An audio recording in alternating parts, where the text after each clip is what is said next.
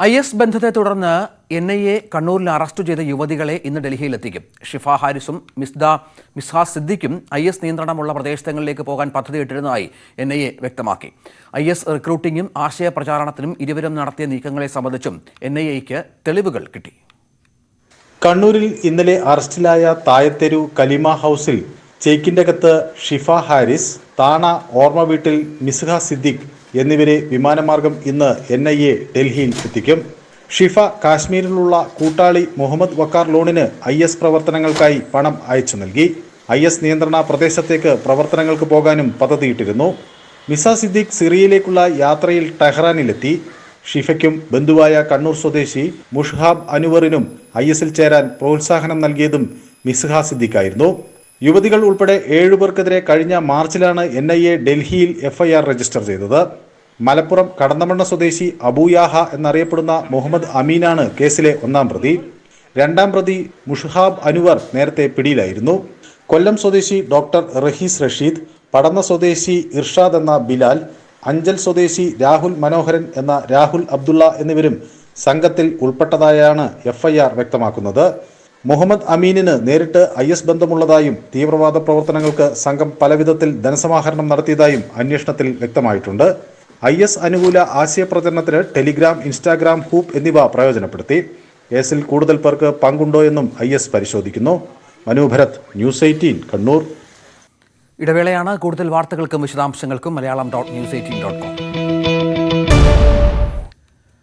ഹരിത നേതാക്കളുടെ പരാതിയിൽ പാർട്ടിക്കുള്ളിലും MSFലും വിവാദങ്ങൾ പുകയുന്നതിനിടെ ലീഗ് ഉപസമിതി യോഗം ഇന്ന് 11 മണിക്ക് ചേരും. മുയൻലി തങ്ങൾ ഉൾപ്പെടെയുള്ളവരുടെ ഉന്നയിച്ച വിഷയങ്ങൾ പരിശോധിച്ച് പ്രവർത്തക സമിതി യോഗത്തിൽ അവതരിപ്പിക്കാനുള്ള റിപ്പോർട്ട് തയ്യാറാക്കുകയാണ് ഉപസമിതിയുടെ ചുമതല. ഹരിതയെ മരവിപ്പിച്ച ലീഗ് നടപടിയിൽ MSFൽ കലാപം തുടരുകയാണ്. Senior vice president AP Abdul Samad രാജിക്കത്ത് നൽകിയതിന് പിന്നാലെ കൂടുതൽ നേതാക്കൾ രാജിക്കൊരുങ്ങുകയാണ് എന്ന വിവരവും അത്തരത്തിൽ പുറത്തുവരുന്നു.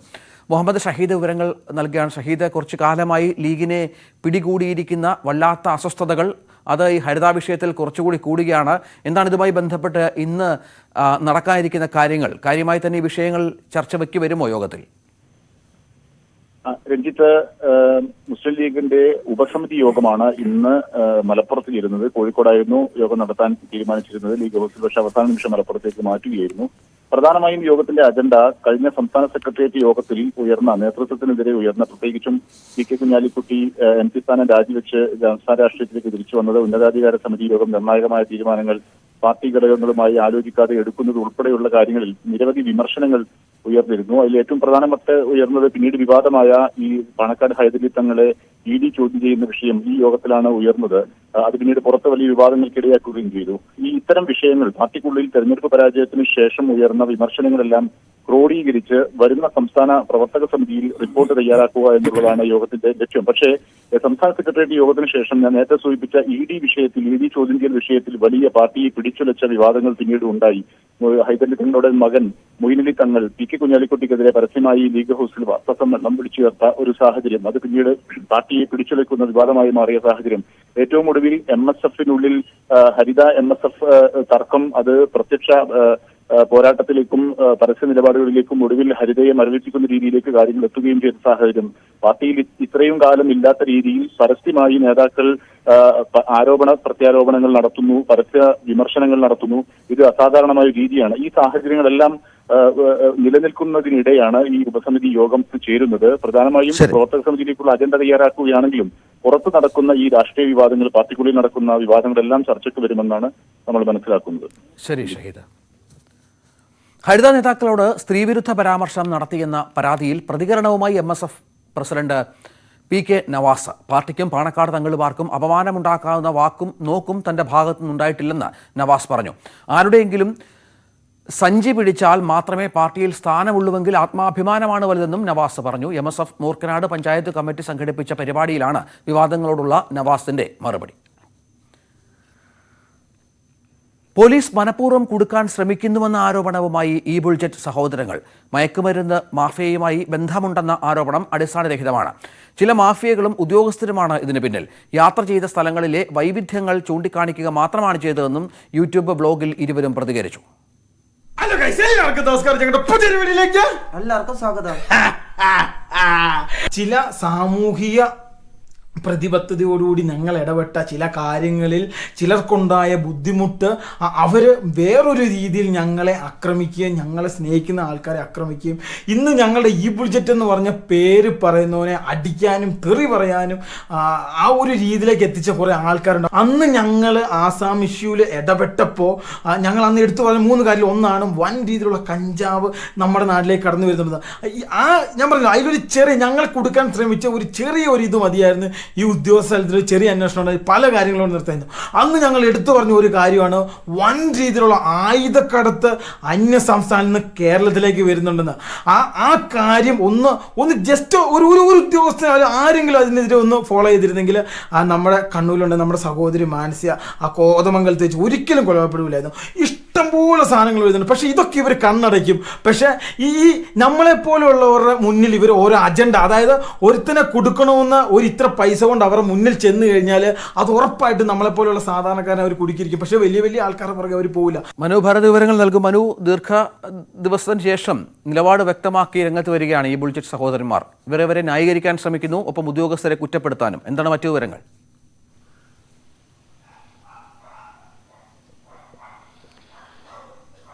രഞ്ജിത്ത്, കഴിഞ്ഞ തിങ്കളാഴ്ചയാണ് ഇവർ പിടിയിലാകുന്നത്. ഇപ്പോൾ ഏതാണ്ട് അതായത് ഇതിനു മുന്നത്തെ ഇപ്പോൾ 10 ദിവസത്തോളം ആയി എന്ന് പറയാം.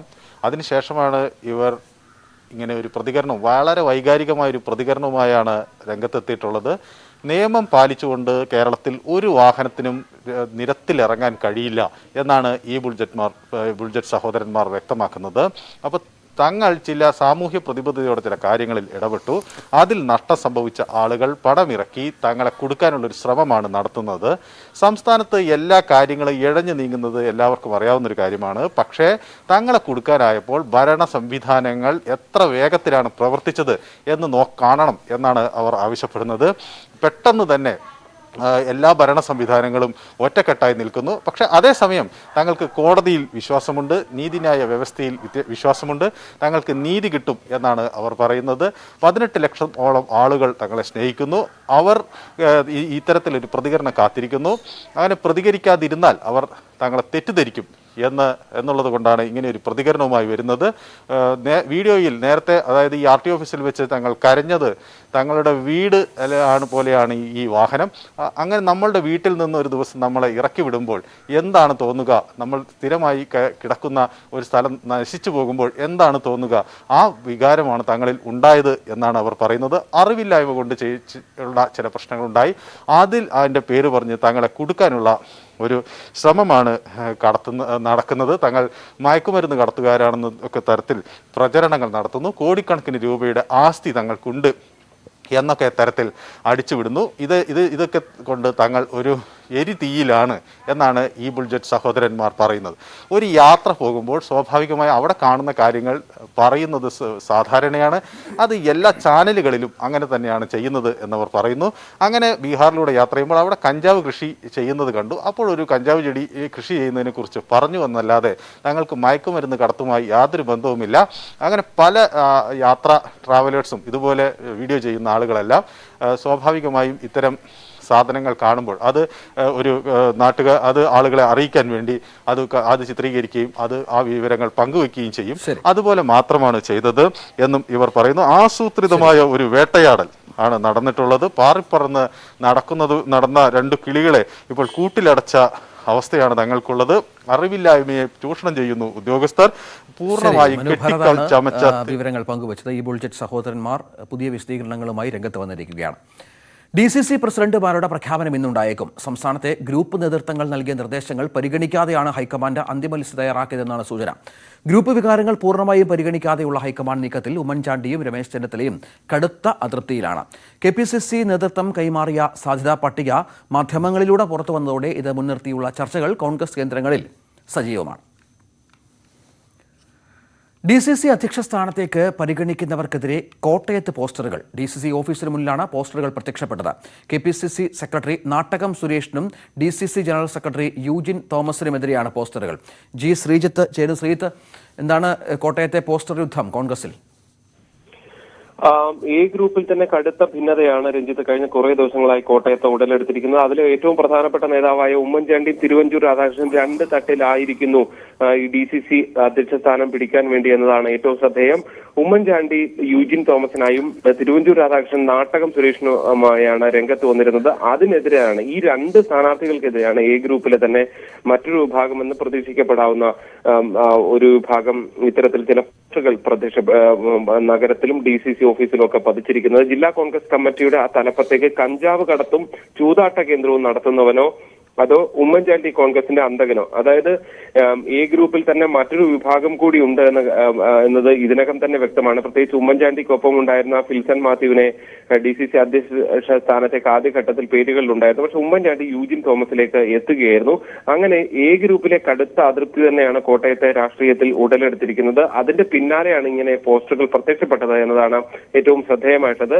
എന്തായാലും നിയമസഭാ തെരഞ്ഞെടുപ്പിൽ KC ജോസഫിന്റെ പേര് ഉമ്മൻചാണ്ടി അവസാന നിമിഷം വരെ സ്ഥാനാർത്ഥിത്വത്തിനായി വാദിച്ചെങ്കിലും അത് തള്ളിയിരുന്നു. അതേ മാതൃകയിൽ തന്നെ ഏറ്റവും ഒടുവിൽ ലഭിക്കുന്ന വാർത്തകൾ അനുസരിച്ച് ഒരുപക്ഷെ തിരുവഞ്ചൂർ രാധാകൃഷ്ണൻ നിർദ്ദേശിച്ച നാട്ടകം സുരേഷ് DCC അധ്യക്ഷൻ ആകും എന്നതുകൂടിയാണ്. അങ്ങനെ വരികയാണെങ്കിൽ കോട്ടയത്ത് ഒരു പുതിയ രാഷ്ട്രീയ സമവാക്യങ്ങൾ രൂപപ്പെടുന്ന ഒരു സാഹചര്യം കൂടിയാണ് ഉടലെടുക്കുക. ശ്രീജിത്താണ് വിവരങ്ങൾ പങ്കുവച്ചത്. ഇടവേളയാണ്. ഇടവേളയ്ക്ക് ശേഷം കൂടുതൽ വാർത്തകളുമായി തിരിച്ചെത്താം.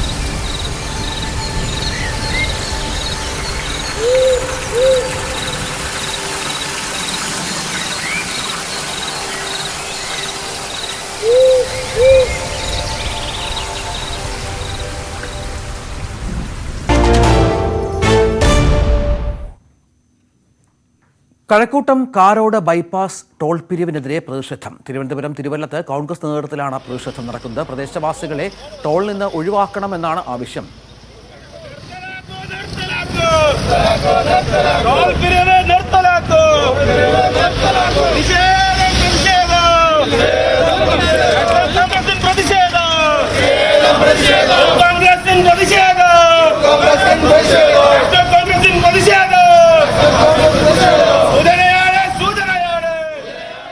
ഉമേഷ് ബാലകൃഷ്ണൻ വിവരങ്ങൾ നൽകും. ഉമേഷ്, എന്താണ് ഈ കോൺഗ്രസിന്റെ പ്രതിഷേധം? അതിപ്പോഴും തുടരുകയാണോ? ഇതുമായി ബന്ധപ്പെട്ട അധികൃതർ നൽകിയ പ്രതികരണം അല്ലെങ്കിൽ അവരുടെ നിലപാടെന്താണ് ഇപ്പോൾ സ്വീകരിച്ചിരിക്കുന്നത്?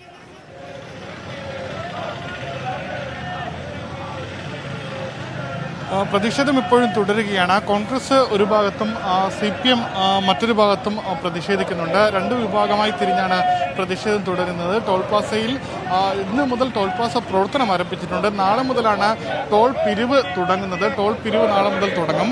അതിനുശേഷം നാളെ മുതൽ ഇതുവഴി പോകുന്ന ചെറുവാഹനങ്ങളടക്കമുള്ള എല്ലാ വാഹനങ്ങൾക്കും ടോൾ നൽകേണ്ടി വരും. ഇതിൽ പ്രധാനമായും പ്രതിഷേധക്കാരുടെ ആവശ്യം രണ്ട് പ്രധാന ആവശ്യങ്ങളാണ്. ഒന്ന്, ഈ സമീപവാസികൾ ഈ ടോളിൽ നിന്ന് ഒഴിവാക്കുക എന്നുള്ളത്. രണ്ട്, ഈ നിലവിലെ കോവിഡ് സാഹചര്യമാണ്. കോവിഡ് സാഹചര്യത്തിൽ പിരിവ് പാടില്ല. പൂർണ്ണമായി റോഡ് പൂർത്തിയാക്കിയ ശേഷം പിരിവ് നടത്തുക. ഈ ആവശ്യമാണ് പ്രധാനമായും ഉന്നയിക്കുന്നത്. കോൺഗ്രസിന്റെ പ്രതിഷേധത്തിന് നേതൃത്വം നൽകി കോവളം MLA എന്തായാലും പ്രതിഷേധം ശക്തമായി തുടരുകയാണ്. നമുക്ക് അവരോട് ചോദിക്കാം, പ്രതിഷേധത്തിന്റെ ഒരു ആവശ്യകത സാഹചര്യം, പ്രതിഷേധം ഇന്ന് തുടങ്ങാനുള്ള സാഹചര്യം അല്ല, പ്രതിഷേധം ഞങ്ങൾ ഇന്ന് തുടങ്ങിയതല്ല. ഞങ്ങൾ 2 ദിവസം മുമ്പ് തന്നെ ഈ ടോൾ പ്ലാസ ഉപരോധിച്ചുകൊണ്ട് സമരം നടത്തിയിരുന്നതാണ്. ഇവിടെ യഥാർത്ഥ പ്രശ്നം കഴിഞ്ഞ 35 വർഷക്കാലമായി ഈ പ്രദേശത്തെ ജനങ്ങൾ ഉപയോഗിച്ചുകൊണ്ടിരുന്ന ഒരു റോഡാണിത്. ഈ റോഡിൽ ആകെ നാഷണൽ ഹൈവേ അതോറിറ്റി ഇപ്പോൾ ചെയ്തിട്ടുള്ളത് ഇത് വീതി കൂട്ടുകയാണ് ചെയ്തിട്ടുള്ളത്. ഈ 35 വർഷവും നിങ്ങൾക്ക് പരിശോധിച്ചാൽ മനസ്സിലാകും, യാതൊരു ട്രാഫിക് തടസ്സവുമില്ലാതെ ജനങ്ങൾ ഉപയോഗിച്ചുകൊണ്ടിരുന്ന ഒരു റോഡാണിത്. ആ റോഡിൽ വീതി കൂട്ടിയിട്ട് ടോൾ ഏർപ്പെടുത്താൻ ശ്രമിക്കുമ്പോൾ തദ്ദേശവാസികളായ ജനങ്ങൾക്ക് സൗജന്യം അനുവദിക്കേണ്ടത് ഒരു സാമാന്യ നീതിയാണ്. ആ സാമാന്യ നീതി പോലും നിഷേധിച്ചുകൊണ്ടാണ് ഇന്നലകളിൽ സൗജന്യമായി ഉപയോഗിച്ചിരുന്ന ഒരു റോഡിൽ ജില്ലാ ഭരണകൂടവുമായി ആലോചിക്കാതെ, ജനപ്രതിനിധികളുമായി ആലോചിക്കാതെ, യാതൊരു ആലോചനയുമില്ലാതെ ഏകപക്ഷീയമായി ധിക്കാരപരമായി ഈ നാഷണൽ ഹൈവേ അതോറിറ്റി ഈ തീരുമാനമെടുത്തിരിക്കുന്നത്. ഇവിടെ റോഡ് നിർമ്മാണം പൂർത്തീകരിച്ചിട്ടില്ല. റോഡ് നിർമ്മാണം പൂർത്തീകരിക്കാതെ ടോൾ പിരിവ് ആരംഭിച്ച ഇന്ത്യയിലെ ഏക റോഡ് ഈ കാരോട് കഴക്കൂട്ടം റോഡ് മാത്രമാണ്. ഇവിടെ റോഡ് നിർമ്മാണം പല സ്ഥലങ്ങളിലും മുടങ്ങിക്കിടക്കുമ്പോൾ ടോൾ പ്ലാസയുടെ നിർമ്മാണം യുദ്ധകാലാടിസ്ഥാനത്തിൽ പൂർത്തിയാക്കി. ഇത് ടോളിന് വേണ്ടിയിട്ടുള്ള റോഡാണോ അതോ റോഡിന് വേണ്ടി പിടിക്കുന്ന ടോളാണോ എന്നാണ് ഞങ്ങൾക്ക് മനസ്സിലാകാത്തത്. ഇത് അടിയന്തരമായി സംസ്ഥാന ഗവൺമെന്റും അതുപോലെ തന്നെ നാഷണൽ ഹൈവേ അതോറിറ്റിയും ചർച്ച ചെയ്ത് ഇത് താൽക്കാലികമായി നിർത്തിവെക്കണം. ജില്ലാ ഭരണകൂടവും ബന്ധപ്പെട്ട എല്ലാവരുമായി ആലോചിച്ചതിന് ശേഷം തദ്ദേശവാസികൾക്ക് സൗജന്യം അനുവദിച്ചതിന് ശേഷം മാത്രമേ ടോൾ പിരിവ് ആരംഭിക്കാൻ അനുവദിക്കുകയുള്ളൂ. ഈ റോഡ് നിർമ്മാണവുമായി ബന്ധപ്പെട്ട് ഒരുപാട് അശാസ്ത്രീയമായ രീതികൾ ഉണ്ടായിട്ടുണ്ട്. ഇവിടെ തിരുവല്ലം ജംഗ്ഷനിലെ റോഡ് മുതലാണ് ടോൾ യഥാർത്ഥത്തിൽ പിരിക്കുന്നത്. അപ്പോൾ ഇന്ന് മുതലാണ്. ഇന്ന് മുതൽ നാളെ മുതൽ ഇന്ന് പൈലറ്റാണ്, നാളെ മുതൽ പിരിക്കുന്നത്. സ്വാഭാവികമായി ഇത്തരത്തിൽ നിങ്ങളുടെ ആവശ്യങ്ങൾ അംഗീകരിച്ചില്ല എങ്കിൽ എന്ത് നടപടി? എല്ലാ ദിവസവും ഞങ്ങൾ ആവശ്യം അനുവദിക്കുന്നത് വരെ സമരവുമായി മുന്നോട്ട് പോകും. ആവശ്യം അനുവദിക്കുന്നത് വരെ ഈ സമരവുമായിട്ട് മുന്നോട്ട് പോകും. തീർച്ചയായും ഇതാണ് കോൺഗ്രസിന്റെ നിലപാട്. CPM പ്രതിഷേധം തുടരുന്നുണ്ട്. എന്തായാലും ന്യായമായ ആവശ്യമാണ് ഇത്തരത്തിൽ പ്രദേശവാസികൾക്ക് സൗജന്യ യാത്ര അനുവദിക്കുക. കാരണം അവർ സ്ഥിരമായി ആശുപത്രിയിലെല്ലാം പോകാൻ അവർ ആശ്രയിച്ചിരുന്ന റോഡാണിത്. അതുകൊണ്ടാണ് അവർ അത്തരമൊരു ആവശ്യം ഉന്നയിക്കുന്നത്. എന്തായാലും നാഷണൽ ഹൈവേ അതോറിറ്റി ഇതുമായി ബന്ധപ്പെട്ട് മറ്റ് വിശദീകരണങ്ങളൊന്നും നൽകിയിട്ടില്ല. രഞ്ജിത്ത്. ഉമേഷ് ബാലകൃഷ്ണനാണ് ഇവിടെ ഈ ടോൾ പിരിവുമായി ബന്ധപ്പെട്ട പ്രതിഷേധം റിപ്പോർട്ട് ചെയ്തത്. കോൺഗ്രസിന്റെയും CPM-ന്റെയും പ്രതിഷേധം രണ്ട് ഭാഗത്തായി നടക്കുന്നുണ്ട് എന്ന് വേണം മനസ്സിലാക്കാൻ. സംസ്ഥാനത്ത് ഡീസൽ വിലയിൽ നേരിയ കുറവ്. ലിറ്ററിന് 22 പൈസ കുറഞ്ഞു. 94 രൂപ 49 പൈസയാണ് കൊച്ചിയിൽ ഇന്നത്തെ ഡീസൽ വില. പെട്രോൾ വിലയിൽ അതേസമയം മാറ്റമില്ല. സുനന്ദ പുഷ്കറിന്റെ ദുരൂഹ മരണക്കേസിൽ ഭർത്താവും MP-യുമായ ശശി തരൂരിനെതിരെ കുറ്റം ചുമത്തണമെന്നാവശ്യപ്പെട്ടുള്ള ഹർജിയിൽ ഡൽഹി റോസ് അവന്യൂ കോടതി ഇന്ന് വിധി പറയും. 3 തവണ മാറ്റിവെച്ച കേസ് ആണ് ഇന്ന് വിധി പറയുക. തരൂരിനെതിരെ കൊലക്കുറ്റമല്ലെങ്കിൽ ആത്മഹത്യാ പ്രേരണ, ഗാർഹിക പീഡന കുറ്റങ്ങൾ ചുമത്തണമെന്നാണ് പബ്ലിക് പ്രോസിക്യൂട്ടർ അതുൽ ശ്രീവാസ്തവ വാദിച്ചത്. സുനന്ദയുടേത് ആകസ്മിക മരണമായി കണക്കാക്കണമെന്നാണ് തരൂരിന്റെ വാദം. നിയമസഭയിൽ കോവിഡ് പടരുന്നു. 30ഓളം ജീവനക്കാർക്കാണ് കഴിഞ്ഞ ദിവസങ്ങളിൽ കോവിഡ് സ്ഥിരീകരിച്ചത്. 2 MLA-മാരും ഡ്യൂട്ടിയിലുണ്ടായിരുന്ന മാധ്യമപ്രവർത്തകരും കോവിഡ് പോസിറ്റീവായി. കഴിഞ്ഞ വെള്ളിയാഴ്ച നിയമസഭാ സമ്മേളനം അവസാനിച്ചിരുന്നു. പിന്നാലെ Nenmara MLA K Babu, Aroor MLA Daleema എന്നിവർക്ക് കോവിഡ് സ്ഥിരീകരിച്ചു. ഈ ദിവസങ്ങളിൽ നിയമസഭയിൽ ഡ്യൂട്ടിക്കുണ്ടായിരുന്ന 30ഓളം ജീവനക്കാരും കോവിഡ് പോസിറ്റീവായി. നിയമസഭാ റിപ്പോർട്ടിങ്ങിനുണ്ടായിരുന്ന മാധ്യമപ്രവർത്തകരും കോവിഡ് പോസിറ്റീവായിട്ടുണ്ട്. ഇത്തവണ സമ്മേളനത്തിന്റെ തുടക്ക ദിവസങ്ങളിൽ മാത്രമായിരുന്നു കോവിഡ് പരിശോധന സഭയിൽ നടത്തിയിരുന്നത്. ഒരു സ്ഥാപനത്തിൽ കോവിഡ് വ്യാപനമുണ്ടായാൽ സ്ഥാപനം മൈക്രോ കണ്ടെയ്ൻമെന്റ് സോണാക്കി നിയന്ത്രണങ്ങൾ നടപ്പാക്കാനാണ് നിർദ്ദേശം. പക്ഷേ നിയമസഭയായതിനാൽ കളക്ടർക്ക് തീരുമാനം എടുക്കാനായില്ല. ന്യൂസ് 18 തിരുവനന്തപുരം. കോവിഡാനന്തര ചികിത്സയ്ക്ക് സർക്കാർ ആശുപത്രികളിൽ പണം ഈടാക്കാൻ ഉത്തരവ്. APL വിഭാഗത്തിന് ചികിത്സയ്ക്ക് കിടക്കയ്ക്ക് ഒരു ദിവസം 750 മുതൽ 2000 രൂപ വരെ ഈടാക്കാനാണ് ആരോഗ്യവകുപ്പ് പ്രിൻസിപ്പൽ സെക്രട്ടറിയുടെ ഉത്തരവ്. സ്വകാര്യ ആശുപത്രിയിൽ 2645 രൂപ മുതൽ 15180 രൂപ വരെ ഈടാക്കാനും അനുമതിയുണ്ട്. ബ്ലാക്ക് ഫംഗസ് രോഗിയുടെ ചികിത്സയ്ക്കും ഈ നിരക്ക് ബാധകമാണ്. സംസ്ഥാനത്ത് പൂർണ്ണമായും സൗജന്യമായിരുന്ന കോവിഡാനന്തര ചികിത്സ കാരുണ്യ ആരോഗ്യ സുരക്ഷാ പദ്ധതി കാർഡുള്ളവർക്കും BPL കാർഡുകാർക്കും മാത്രമായി പരിമിതപ്പെടുത്തി. കോവിഡാനന്തര രോഗവുമായി സർക്കാർ ആശുപത്രിയിൽ കിടത്തി ചികിത്സയ്ക്ക് വിധേയരാകുന്ന APL കാർഡുകാർ ഇനി മുതൽ പണമടയ്ക്കണം. ജനറൽ വാർഡിൽ 750 രൂപയും HDU 1250 രൂപയും ICU 1500 രൂപയും ICU വെന്റിലേറ്റർ 2000 രൂപയുമാണ് സർക്കാർ ആശുപത്രിയിലെ ചികിത്സാ നിരക്ക്. ബ്ലാക്ക് ഫംഗസ് ശരീരത്തിലെ വിവിധ ഭാഗങ്ങളിലെ തടിപ്പുകൾ തുടങ്ങിയവയുടെ ചികിത്സയ്ക്കും നിരക്ക് ബാധകമാണ്. ശസ്ത്രക്രിയക്ക് 4800 രൂപ മുതൽ 27500 രൂപ വരെ വിവിധ വിഭാഗങ്ങളിൽ ഈടാക്കും. സ്വകാര്യ ആശുപത്രിയിലെയും കോവിഡാനന്തര ചികിത്സാ നിരക്ക് ഏകീകരിച്ചു. 2645 രൂപ മുതൽ 2910 രൂപ വരെയാണ് സ്വകാര്യ ആശുപത്രികളിൽ വാർഡുകളിൽ ഒരു ദിവസം ഈടാക്കുന്നത്. ICU 7800 മുതൽ 8580 രൂപ വരെ ആശുപത്രികൾക്ക് ഒരു ദിവസം ഈടാക്കാം. വെന്റിലേറ്റർ 13800 രൂപ മുതൽ 15180 രൂപ വരെയാണ് ഒരു ദിവസം ഈടാക്കാവുന്നത്. ആശുപത്രിയിലെ കിടക്കകളുടെ എണ്ണം അനുസരിച്ചാണ് തുകയിലെ ഏറ്റക്കുറച്ചിലുകൾ. ആരോഗ്യവകുപ്പ് പ്രിൻസിപ്പൽ സെക്രട്ടറിയാണ് ഉത്തരവിറക്കിയത്. ന്യൂസ് 18 തിരുവനന്തപുരം. കോവിഡ് പ്രതിരോധത്തിന് സഞ്ജീവനി ക്യാമ്പയിൻ.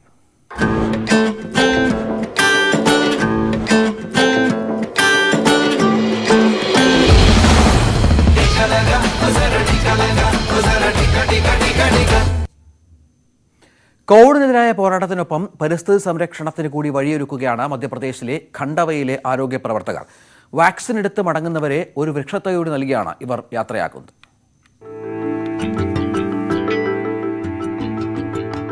എല്ലാവരെയും വാക്സിനേറ്റ് ചെയ്ത് കോവിഡിനെ നമുക്ക് കീഴടക്കാൻ കഴിയും. അതേസമയം നമ്മുടെ പരിസ്ഥിതിയെ കൂടി സംരക്ഷിക്കാൻ ആവത് ചെയ്യുക. അതാണ് മധ്യപ്രദേശിലെ ഖണ്ഡവയിലുള്ള ആരോഗ്യ പ്രവർത്തകരുടെ ലക്ഷ്യം. ആരോഗ്യവും പരിസ്ഥിതിയും ലോകത്തിന്റെ നിലനിൽപ്പിന് അതിപ്രധാനമായ രണ്ട് കാര്യങ്ങളാണെന്ന് ഓർമ്മപ്പെടുത്തിയാണ് ഇവരുടെ പ്രവർത്തനം. കോവിഡ് വാക്സിനേഷനൊപ്പം പരിസ്ഥിതിയെ സംരക്ഷിക്കാനുള്ള ശ്രമവും ഒരേ സമയം നടത്തുകയാണിവിടെ. വാക്സിൻ എടുത്ത് മടങ്ങുന്നവരെ ഒരു വൃക്ഷത്തെ സമ്മാനമായി നൽകിയാണ് വീടുകളിലേക്ക് യാത്രയാക്കുന്നത്. सारा डिस्टेंस मेंटेनिंग है, देन अंदर भी पूरा स्टेप बाय स्टेप बहुत कुछ अच्छा अनुभव रहा. കോവിഡിനെ ചെറുക്കുന്നതിനൊപ്പം പരിസ്ഥിതിയെ സംരക്ഷിക്കേണ്ടതും അനിവാര്യമാണെന്ന സന്ദേശം നൽകുകയാണ് ആരോഗ്യ പ്രവർത്തകരുടെ ലക്ഷ്യം. വൃക്ഷത്തെ നൽകാനുള്ള തീരുമാനം വലിയ രീതിയിലുള്ള പ്രശംസയാണ് ആരോഗ്യ പ്രവർത്തകർക്ക് നേടിക്കൊടുത്തത്. जो कैंप्स लगाए जा रहे हैं वैक्सीनेशन के और अन्य गतिविधियां भी जो हो रही हैं उनमें लोगों से ज़्यादा आग्रह किया जा रहा है कि वह पौधे लगाएं ताकि पर्यावरण का संरक्षण के साथ साथ ऑक्सीजन जो है वो भी जनरेट होती है. ജനങ്ങളും വളരെ ഉത്സാഹത്തോടെയാണ് വൃക്ഷത്തെ സ്വീകരിക്കുന്നത്. ഇത്തരത്തിലുള്ള ഉദ്യമങ്ങൾ ആവശ്യമാണെന്ന് നാട്ടുകാർ ഒറ്റസ്വരത്തിൽ പറയുന്നു. നമ്മുടെ നല്ല നാളേക്ക് കരുതലായി ഒരുമിച്ച് നിൽക്കുകയാണ് ഖാണ്ഡവ നിവാസികൾ. ന്യൂസ് 18 ഭോപ്പാൽ. ജനകീയാസൂത്രണത്തിന്റെ പിതൃത്വം അവകാശപ്പെട്ട് സർക്കാരും പ്രതിപക്ഷവും ഒരുപോലെ രംഗത്ത്. ജനകീയാസൂത്രണത്തിന്റെ രജത ജൂബിലി ആഘോഷങ്ങൾക്ക് തുടക്കം കുറിച്ച പരിപാടിയിലാണ് ഇരു മുന്നണി നേതാക്കളും അവകാശവാദം ഉന്നയിച്ചത്. അവഗണനയെന്ന വിമർശനത്തിന് പിന്നാലെ ചടങ്ങിൽ തോമസ് ഐസക്കിനെ മുൻനിര പ്രാസംഗികനാക്കിയതും ശ്രദ്ധേയമായി. 1996 ഓഗസ്റ്റ് 17 EK നയനാർ മുഖ്യമന്ത്രിയായിരുന്നപ്പോഴാണ് അധികാരം ജനങ്ങളിലേക്കെന്ന മുദ്രാവാക്യമുയർത്തി ജനകീയാസൂത്രണത്തിന് തുടക്കം കുറിച്ചത്. ഒരു വർഷം നീണ്ടു നിൽക്കുന്ന 25ാം വാർഷികാഘോഷത്തിന്റെ ഉദ്ഘാടനം മുഖ്യമന്ത്രി പിണറായി വിജയൻ നിർവഹിച്ചു. EMS സർക്കാരിന്റെ കാലം മുതൽ ഇടതുപക്ഷ സർക്കാരുകൾ തുടങ്ങിയ ലക്ഷ്യമാണ് നയനാർ സർക്കാരിന്റെ കാലത്ത് പ്രാവർത്തികമായതെന്ന് പിണറായി വിജയൻ. ഭരണഘടനാ ഭേദഗതി നിയമങ്ങളുടെ സാധ്യതകൾ പൂർണ്ണമായും പ്രയോജനപ്പെടുത്തി അധികാര വികേന്ദ്രീകരണം ഫലപ്രദമായി നടപ്പാക്കുന്നതിനാണ് ജനകീയാസൂത്രണത്തിലൂടെ തീരുമാനമെടുത്തത്. അത് കേവലം ഭരണാധികാരങ്ങൾ കൈമാറുന്ന ഒന്നായി മാത്രം ഒതുങ്ങിയില്ല. എന്നാൽ ഗാന്ധിജിയുടെ ലക്ഷ്യം രാജീവ് ഗാന്ധി പൂർത്തിയാക്കാൻ ശ്രമിച്ച് പിന്നീട് വന്ന നരസിംഹറാവു സർക്കാരാണ് അധികാര വികേന്ദ്രീകരണത്തിന് തുടക്കമിട്ടതെന്ന് മുൻ മുഖ്യമന്ത്രി ഉമ്മൻചാണ്ടി. 89 കൊണ്ടുവന്ന 64ാം ഭരണഘടനാ ഭേദഗതി ബില്ല് പരാജയപ്പെട്ടു. പക്ഷേ 1993 പ്രധാനമന്ത്രി നരസിംഹറാവു അത് വീണ്ടും ആ ഭേദഗതി കൊണ്ടുവന്ന 73, 74 ഭരണഘടനാ ഭേദഗതികൾ പാസ്സാക്കിയതിലൂടെ പഞ്ചായത്ത് രാജ് നഗരപാലിക സ്ഥാപനങ്ങൾ യാഥാർത്ഥ്യമായി. പ്രതിപക്ഷ നേതാവ് വി ഡി സതീശനും സമാന അഭിപ്രായം തന്നെ ഉന്നയിച്ചു. പങ്കെടുത്ത ഇടതുപക്ഷ നേതാക്കൾ എല്ലാവരും ഇടതുപക്ഷ നയമായി ജനകീയ ആസൂത്രണത്തെ ഉയർത്തിക്കാട്ടി. ഉദ്ഘാടന ചടങ്ങിൽ തോമസ് ഐസക്കിന് അർഹമായ പരിഗണന നൽകിയില്ലെന്ന വിവാദം ഉയർന്നിരുന്നു. എന്നാൽ പരിപാടിയിൽ അദ്ദേഹം മുൻനിര പ്രാസംഗികനായി എത്തി. ക്ഷണക്കത്തിൽ 31ാമത്തെ പേരായിരുന്നു ഐസക്കിൻ്റേത്. ന്യൂസ് 18 തിരുവനന്തപുരം. ബസേലിയോസ് മാർത്തോമ പൗലോസ് ദ്വിതീയൻ കാതോലിക്ക ബാവയുടെ സ്മരണയിൽ ഗായിക KS ചിത്ര മകളുടെ മരണശേഷമുണ്ടായ ആത്മബന്ധമാണ് ചിത്രയെ ബാവയുമായി അടുപ്പിച്ചത്. കാതോലിക്ക ബാവയുടെ വേർപാട് ഉണ്ടായി 1 മാസം തികയുകയാണ്.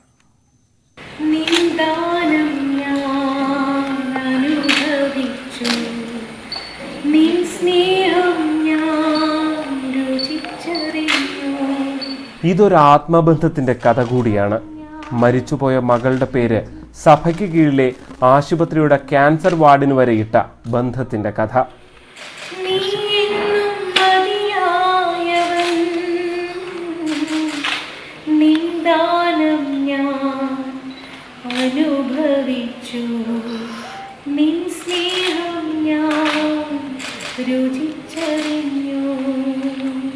നിഷ്കളങ്കനായ നമുക്കൊരു ജനുവനായിട്ടൊരു സ്നേഹം തോന്നുന്നൊരു വ്യക്തിത്വമാണ് അദ്ദേഹം.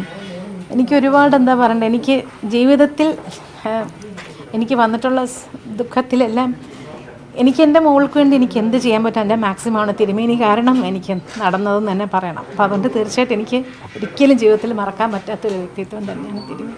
കാതോലിക്ക ബാവയുടെ സംസ്കാര ചടങ്ങുകൾക്ക് നേരിട്ട് പങ്കെടുക്കാൻ ചിത്രയ്ക്കായിരുന്നില്ല. അതുകൊണ്ടുകൂടിയാണ് ഇപ്പോഴത്തെ സന്ദർശനം. ബാവയുടെ കബറിടത്തിന് മുന്നിലാണ് പാട്ടുപാടി ചിത്ര ആദരാഞ്ജലി അർപ്പിച്ചത്. നേരത്തെ ചിത്രയുടെ വസതിയിൽ കാതോലിക്ക ബാവ നേരിട്ട് പോയിരുന്നു. ന്യൂസ് 18 കോട്ടയം. കഴിഞ്ഞ വർഷം ന്യൂസ് 18ഉം ബൈജൂസും ചേർന്ന് നടത്തിയ യങ് ജീനിയസ് പരിപാടി നിരവധി പ്രതിഭകളെയാണ് ലോകത്തിന് മുന്നിൽ അവതരിപ്പിച്ചത്. ന്യൂസ് 18 ഒരുക്കിയ വേദിയിലെത്തിയ കുട്ടികളെ രാജ്യമാകെ അഭിമാനപൂർവ്വം പ്രശംസിച്ചു. ഗണിതം, സംഗീതം, കലാകായിക രംഗങ്ങളിൽ നിന്ന് ഉള്ളവരായിരുന്നു ഈ കുട്ടി പ്രതിഭകൾ.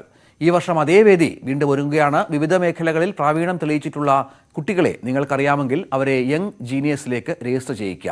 news18.com/younggenius എന്ന വെബ്സൈറ്റിലോ ബൈജൂസ് ആപ്പ് ഡൗൺലോഡ് ചെയ്ത് യങ് ജീനിയസ് സെക്ഷനിലോ എൻട്രികൾ സമർപ്പിക്കാം.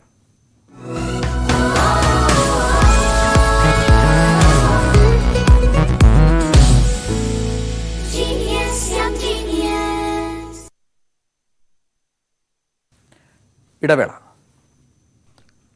നൂറ്റാണ്ടുകൾ പിന്നിട്ട ദേവാലയത്തിന് പുതുമോടി. ബ്രിട്ടീഷുകാരുടെ കാലഘട്ടത്തിൽ സ്കോട്ടിഷ് മാതൃകയിൽ നിർമ്മിച്ച മൂന്നാറിലെ CSI ക്രൈസ്റ്റ് ദേവാലയം നവീകരിച്ചു. ചരിത്രശേഷിപ്പുകൾ നശിപ്പിക്കാതെയാണ് പുനർനിർമ്മാണം നടത്തിയത്. ബ്രിട്ടീഷുകാരുടെ കാലഘട്ടത്തിൽ നിർമ്മിച്ച ദൈവാലയത്തിന് 2018 മഹാപ്രളയത്തിൽ സാരമായ കേടുപാടുകൾ സംഭവിച്ചിരുന്നു. 1.5 കോടി രൂപ ചെലവിലാണ് നവീകരണ പ്രവർത്തനങ്ങൾ നടന്നത്. സ്കോട്ടിഷ് ഗോഥിക സമ്മിശ്ര മാതൃകയിൽ പണി കഴിപ്പിച്ചിട്ടുള്ള ഈ ദൈവാലയത്തിൽ ആദ്യം സെമിത്തേരിയാണ് നിർമ്മിച്ചത്. പിന്നീടാണ് പള്ളി പണിയുന്നത്. അതിനു പിന്നിൽ ഒരു ചരിത്രകഥയുമുണ്ട്. തേയിലത്തോട്ട കമ്പനി ഉദ്യോഗസ്ഥനായ ഹെൻറി മാൻസ്ഫീൽഡിന്റെ ഭാര്യ എലനർ ഇസബെലിനെയാണ് ആദ്യം ഇവിടെ സംസ്കരിച്ചത്. പിന്നീട് മരണമടഞ്ഞ ഇംഗ്ലീഷുകാരെ ഇവിടെ തന്നെ സംസ്കരിക്കാൻ തുടങ്ങിയതോടെയാണ് കമ്പനി ഉദ്യോഗസ്ഥർ ദൈവാലയം പണിയുവാൻ സ്കോട്ടിഷ് ചർച്ചിനോട് ആവശ്യപ്പെട്ടത്. 1910 തുടങ്ങിയ പണി 1 വർഷത്തിനകം പൂർത്തീകരിച്ച് 1911 പള്ളി ആശീർവദിക്കുകയും ചെയ്തു. ചരിത്രമറിഞ്ഞ് ഇവിടേക്ക് ഒരുപാട് പേർ എത്താറുണ്ട്. സെമിത്തേരി നവീകരണ പ്രവർത്തനങ്ങൾ ഉടൻ പൂർത്തിയാക്കാൻ ഒരുങ്ങുകയാണ് പള്ളി അധികൃതർ. ന്യൂസ് 18 മൂന്നാർ. രാജ്യത്ത് എല്ലാവരും വാക്സിൻ എടുത്ത് കോവിഡിനെ പ്രതിരോധിക്കാൻ സജ്ജരാണെന്ന് ഉറപ്പാക്കാൻ നെറ്റ്വർക്ക് 18 പ്രതിജ്ഞാബദ്ധമാണ്. അതിനായുള്ള ബോധവൽക്കരണമാണ് ഫെഡറൽ ബാങ്കുമായി ചേർന്ന് നടത്തുന്ന Sanjeevani campaign. Health expert Apollo 24/7 ഈ ദൗത്യത്തിൽ പങ്കാളിയാകുന്നു. കൂടുതൽ വിവരങ്ങൾക്ക് moneycontrol.com/sanjeevani എന്ന വെബ്സൈറ്റ് സന്ദർശിക്കുക. ഇനി ഓണവിശേഷം.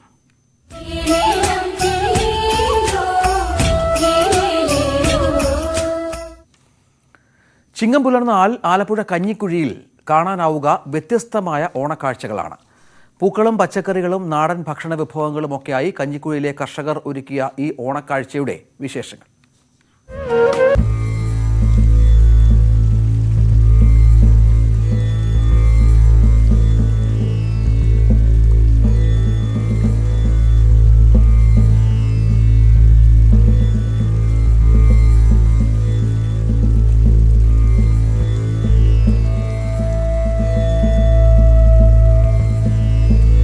കഞ്ഞിക്കുഴിയിൽ കാർഷിക സമൃദ്ധിയുടെ കാഴ്ചകളാണ് എങ്ങും.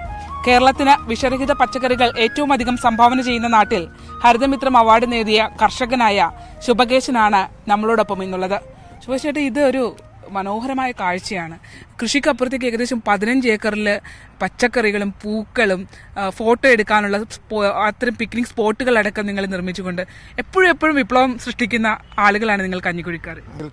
15 ഏക്കറുള്ള സ്ഥലത്ത് ഇവിടെ വന്ന് 13 ഇനം പച്ചക്കറി, വിഷയില്ലാത്ത 13 ഇനം പച്ചക്കറികളും വാങ്ങി വിവിധ ഇനത്തിലുള്ള പൂക്കളും സെൽഫി പോയിന്റുകളും പാടങ്ങളും പാലങ്ങളും കുളത്തിന് നടുക്ക് ഹട്ടുകളും ഇതൊക്കെ കണ്ട് കൺകുളിർമ കണ്ട് മനസ്സ് നിറഞ്ഞ് ഈ ഓണം വിപണി എന്നുള്ളതിന്റെ അപ്പുറത്തേക്ക് ഇത് സൂര്യകാന്തി അങ്ങനെ പല കോമ്പിനേഷൻസ് ആണല്ലോ. സാധാരണ നമ്മൾ കൃഷി ചെയ്തെടുക്കുന്ന ഒരു കോമ്പിനേഷൻ അല്ല. അതെ, ഇത് രണ്ടുദ്ദേശമുണ്ട്. ഇത് കൂടാതെ കീട നിയന്ത്രണങ്ങളും ഉണ്ട് തന്നെ. അതെന്താ ചെയ്യുന്നത്? അതായത് ചെണ്ടുമല്ലി ഈ സൂര്യകാന്തി പൂക്കളൊക്കെ നിൽക്കുമ്പോൾ പച്ചക്കറികളിലായിട്ട് പോകാതെ തന്നെ പൂക്കളിലായിട്ട് ആകർഷിച്ച് പൂക്കളിലുണ്ടാകുകയും അതുപോലെ തന്നെ ഈ പടവലം പാവലിലൊക്കെ വന്ന് കാഴ്ചകളെല്ലാം വന്ന് അതേ ഇരിക്കുന്ന കാരണം ഇതിലെ കീടങ്ങളുടെ ശൈലേശ്വരി കുറവാകും. ഈ തത്തകളൊക്കെ രാവിലെ ധാരാളം വരുന്നുണ്ടെന്ന് അറിഞ്ഞത്. ധാരാളം തത്തകൾ വരുന്നുണ്ട്. ഇപ്പൊ അവരും കൂടി ഇപ്പം പ്രകൃതിയിലുള്ള തത്തകളല്ലേ, അവർക്കും കൂടി ഒരു ഭക്ഷണമാണ്. അവരും കൂടി രാവിലെ വന്ന് കുറെ പയറൊക്കെ കൊത്തിപ്പറക്ക് തിന്നിട്ട് പോകും. ഇപ്പൊ അവരൊന്നും അങ്ങനെ ഓടിക്കാറില്ല. ആളുകൾ എങ്ങനെയുണ്ട് വരവ്? ഇങ്ങോട്ട് ആളുകൾ വരുന്നുണ്ട്. ഇപ്പൊ തന്നെ ആളുകൾ കൂടുതലായിട്ട് വന്നു തുടങ്ങി. ഞായറാഴ്ചയൊക്കെ വൻ തിരക്കായിരുന്നു ഇവിടെ. ആളുകൾ ടിക്കറ്റ് ഒക്കെ വെച്ചാണോ? ടിക്കറ്റ് ഒക്കെ വെച്ചിട്ടുണ്ട്. കഞ്ഞിക്കുഴി പയറ് എന്നുള്ള ഒരു സൃഷ്ടി, ഇത്രയും നീളമുള്ള ഈ പയറ്, അത് ഇതിന്റെ വിത്തുകളും ഒപ്പം തന്നെ ഇത്തരത്തിലൊരു കഞ്ഞിക്കുഴി പയറിന്റെ ഉപജ്ഞാതാവ് എന്ന് നമുക്ക് പറയേണ്ടി വരും ശുഭകേശൻ ചേട്ടന്. ഈ പയറ് ഇഷ്ടം പോലെ ഉണ്ടല്ലോ, സ്വന്തം ഉൽപ്പന്നം ആയതുകൊണ്ടാണോ? അതെ. ഞാൻ കഞ്ഞിക്കുഴി പയർ മാത്രമേ, എന്റെ ബ്രാൻഡ് കഞ്ഞിക്കുഴി പയർ മാത്രമേ ചെയ്യാറുള്ളൂ. ഇപ്പൊ തന്നെ ഈ തോട്ടത്തിൽ 3000-ലധികം കഞ്ഞിക്കുഴി പയറുണ്ട്. ഇത്തരത്തിലുള്ള കാഴ്ചകളൊക്കെ കണ്ട സന്തോഷകരമായ സമാധാനപരമായ അന്തരീക്ഷത്തിൽ നമുക്ക് മടങ്ങിപ്പോകാൻ കഴിയും. ക്യാമറമാൻ പ്രശാന്ത് മംഗലശ്ശേരിക്കൊപ്പം ആലപ്പുഴയിൽ നിന്നും ശരണ്യ സ്നേഹജൻ, ന്യൂസ് 18. കോവിഡ് കാലത്തെ ഓണാഘോഷം വ്യത്യസ്തമാക്കി കൊച്ചിയിലെ ഒരു കൂട്ടം ജിമ്മന്മാർ. ഇടപ്പള്ളിയിലെ ലൈഫ് ജിംനേഷ്യത്തിൽ നടന്ന ആഘോഷം പുതുമകളോടെയായിരുന്നു. ഈ റിപ്പോർട്ടോടെ ബുള്ളറ്റിൻ പൂർണ്ണമാവുകയാണ്. നമസ്കാരം.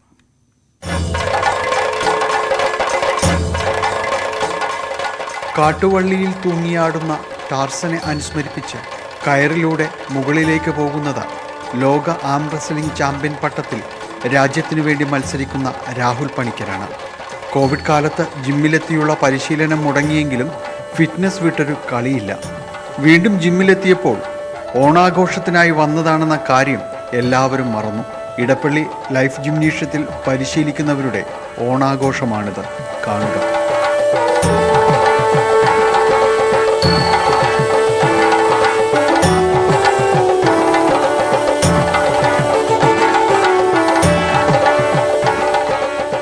ജിംനേഷ്യത്തിലെ മല്ലന്മാരുടെ പൂക്കളവും സാധാരണയാകാൻ പാടില്ല. ഡംബൽസും റൗണ്ട് വെയ്റ്റും മറ്റ് ഫിറ്റ്നസ് ഉപകരണങ്ങളും പൂക്കൾക്കൊപ്പം നിറഞ്ഞു.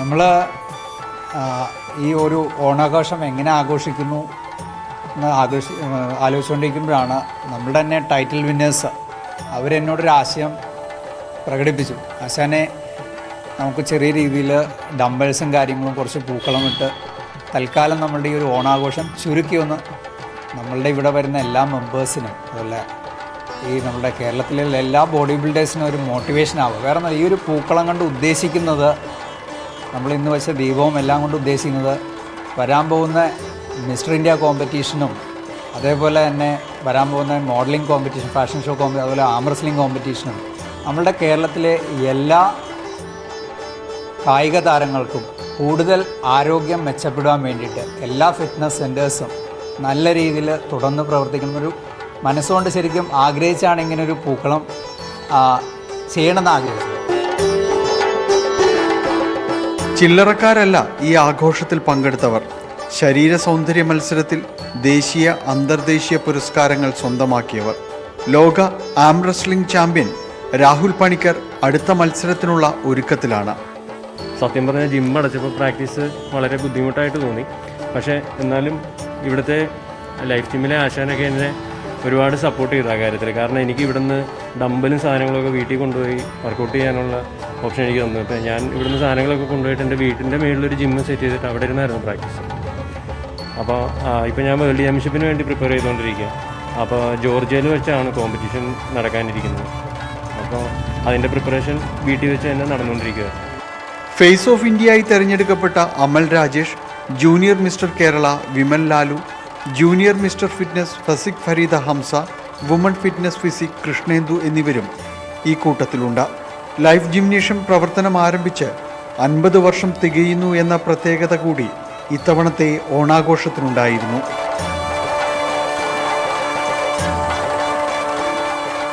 ന്യൂസ് 18 കൊച്ചി.